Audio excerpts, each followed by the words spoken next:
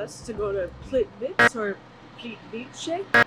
The coolest day trip we did though was definitely Plitvice, Plitvice, Plitvice. Plitvice. Pretty straightforward once you know. Plitvice. Plitvice. Feeling a little bit under the weather, unfortunately, today. Supposedly, it's one of the most beautiful national parks in all of Croatia. And this is the bus that's going to take us there. We did book this tour on getyourguide.com. I've heard great things about Get Your Guide, but it's the first time I've officially used it. We actually booked another tour on Get Your Guide that ended up getting canceled.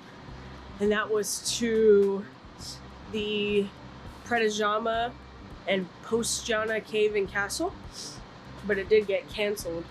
So we ended up finding another way there. So we're hoping this one goes off without any issues. This is the nature of travel, just waiting.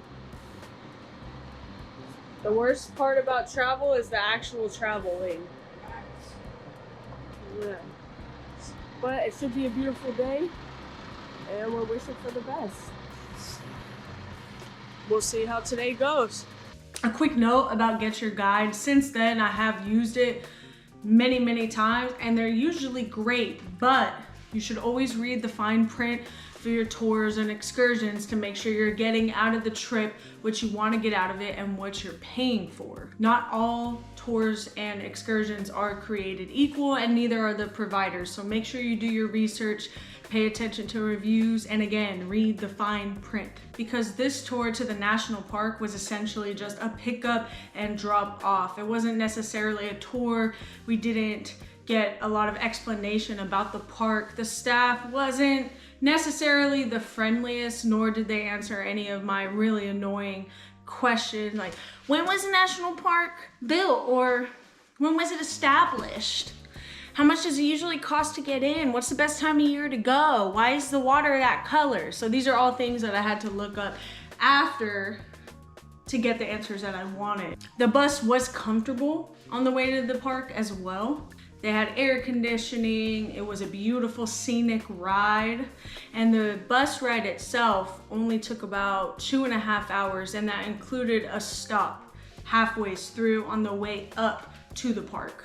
The stop was at this wickedly unique truck stop slash diner in the middle of the Croatian mountains. They had some interesting decor. You could stop, use the restroom, get a snack. For all of my nicotine lovers, yes, you could smoke a cigarette. Everybody in Croatia smokes, to be honest. Makes me want to pick up smoking again. When you get to the national park, or if you do your research ahead of time on their website, you will see that there's different trails, A, B, C, I think one is K. They'll all have a duration on there. So some loops that you could do are 1 to 2 hours, while some are 8 or possibly 9 hours. Also, when you look at that legend, there'll be this little icon of a boat.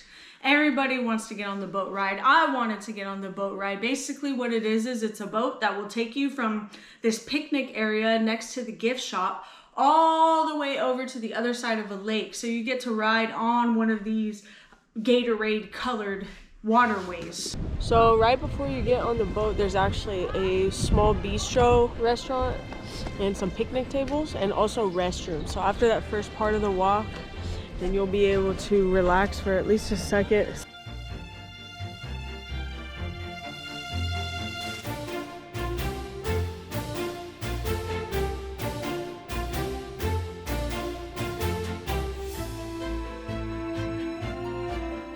Just got off the boat ride across the lake that's included in your ticket. It's about an hour wait for the boat, and this is off season. We're here on May 18th, 2024. To avoid that, I would say to show up early or maybe even later towards the afternoon. I did end up talking to a couple on the trail that told me that they usually come around 3 p.m. And by that time, the buses and whatnot are gone or getting ready to leave, and they just do the shortest hike around the park before leaving. The park was named a national park in 1949. It is the oldest national park throughout all of Croatia.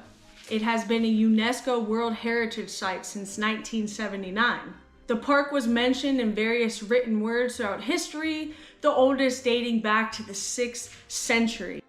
Although there is evidence of human presence and inhabitation there going all the way back to prehistoric times, which is insane. Can you imagine just fighting dinosaurs with all this beautiful water behind you? It is a little bit Jurassic Park-esque, if you ask me. It's beautiful, but it's definitely crowded. I'm kind of waiting for this crowd to thin out a little bit so we can get ahead. My advice would be to start your hike super early to avoid the tour crowds, such as myself and my family, from arriving with busloads full of people, because then you run into stuff like this.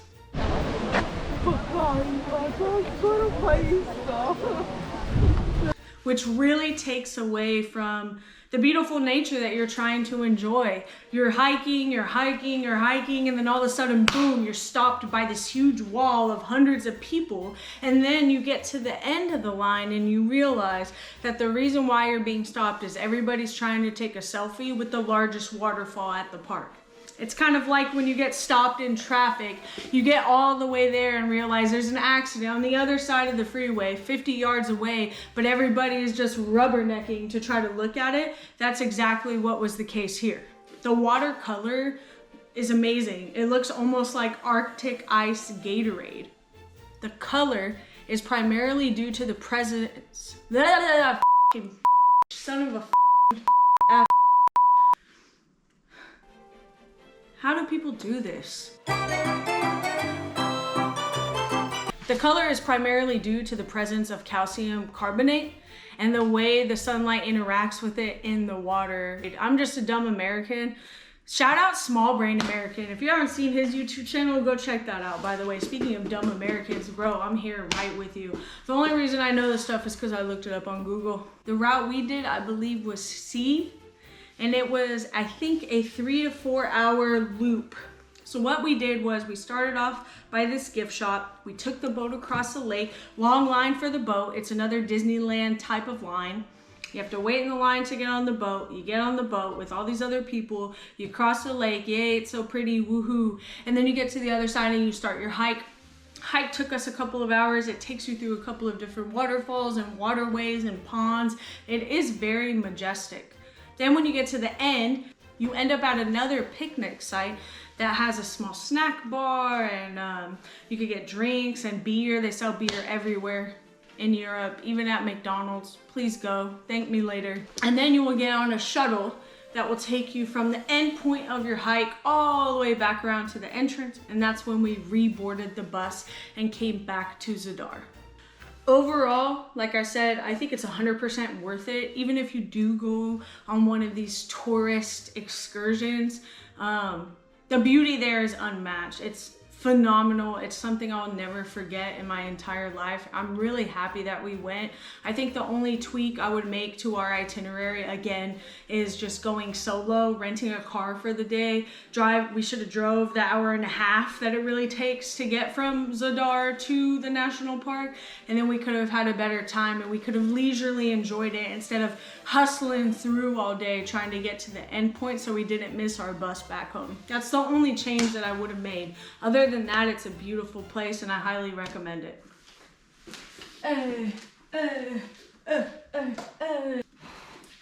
The neighbors think I'm schizophrenic.